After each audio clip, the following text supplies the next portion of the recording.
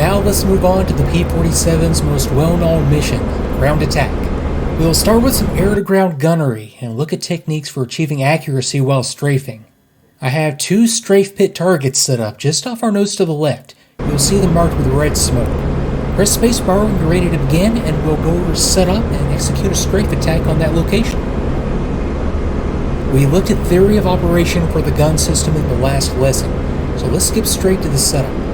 Set the gun safety switch to the guns and camera position. That illuminates the aiming reticles on the gun side. The trigger will be hot and the guns will fire when it's pulled. Press spacebar to continue. The 8 guns are adjusted to have the rounds converge at a point about 1,000 feet in front of you. Give them a quick burst now and you'll see what I mean. The fixed cross on the gun side is also harmonized to be accurate at this distance. The guns will be most effective against ground targets when you fire at that range, although longer ranges may be appropriate if you're diving from a high angle and need to pull out sooner, the target is shooting back, or you only intend to suppress area targets. Press spacebar to continue. You'll see 3 distance markers on the approach to the pits to help judge the range. They're placed at 4,000 feet, 1,200 feet, and 800 feet from the targets.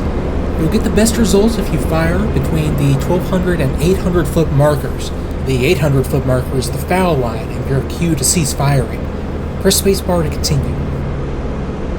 Generally, there are 2 types of strafing attacks, low angle strafe and high angle strafe. Low angle strafe attacks are done from a dive angle of less than 35 degrees. This has the benefit of lower airspeed and easier trim management. It also allows you to get closer to the target without having to worry about impacting the ground.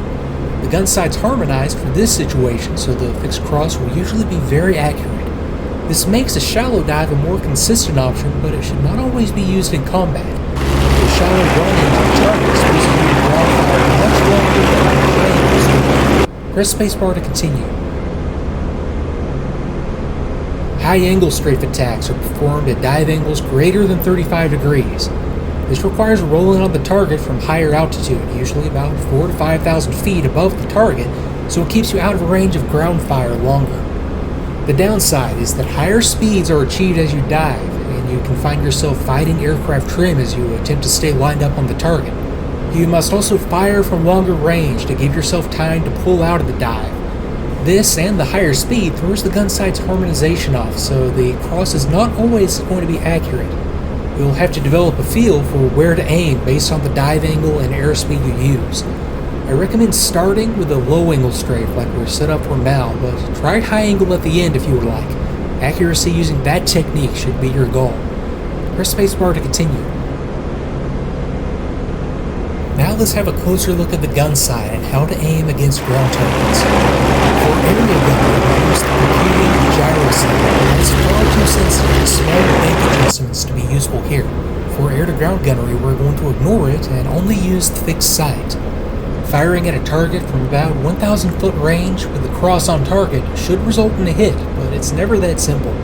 Wind will also need to be accounted for, so aim slightly into the direction the wind is coming from. Not much adjustment will be needed, just move the target to one edge of the cross or the other for a crosswind of about 10 knots, and estimate from there for lighter and stronger winds. Keep in mind, more adjustment for wind is required for longer range shots though. There's no wind in this lesson, but feel free to try aiming in the wind on your own later. Also remember, longer ranges, shallower dive angle, and less airspeed can result in more bullet drop. The cross should be accurate for the attack we're about to make, but keep this in mind if you're consistently missing, and adjust as required. We'll talk more about long-range shots later. Press spacebar to continue. Now before we make our attack, set RPM to 2550 and manifold pressure to 42 inches. These are the max continuous settings you'll use for non-emergency combat situations. You shouldn't need to touch these again until after your attack is complete. Press spacebar to continue once those are set. Now let's make an attack run and I'll talk you through it as we go. You'll notice quickly after we unpause that fine, minute control inputs are required to keep the target centered in the sight. This is much easier to pull off if the aircraft is properly trimmed. I'd recommend making 1 or 2 dry passes focusing on trim and nothing else later. It's essential that the needle and ball on the turn bank indicator remain centered for the sight to be accurate. You want to fire with no bank or side slip at all. Press spacebar to unpause and I'll talk you through the first run. After that, you can turn back around and make as many passes as you would like.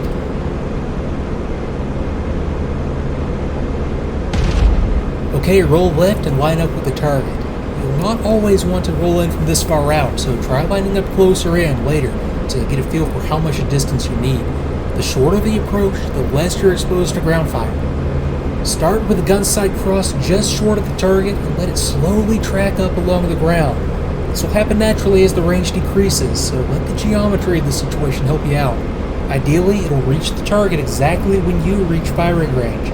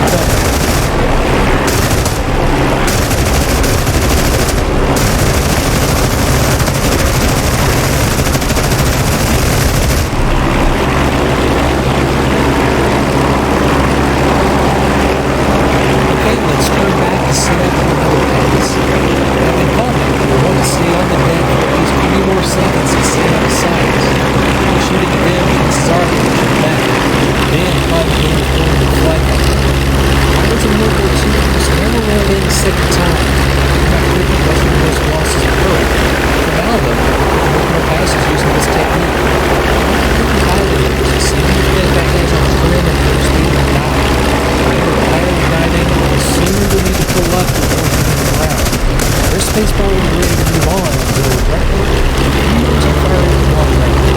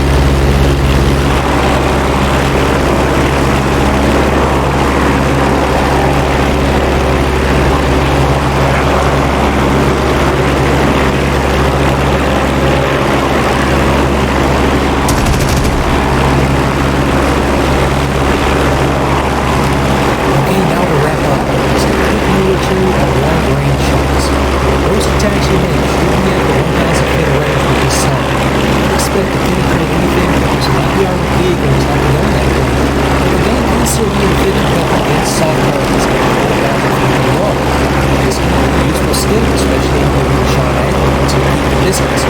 Being close removes the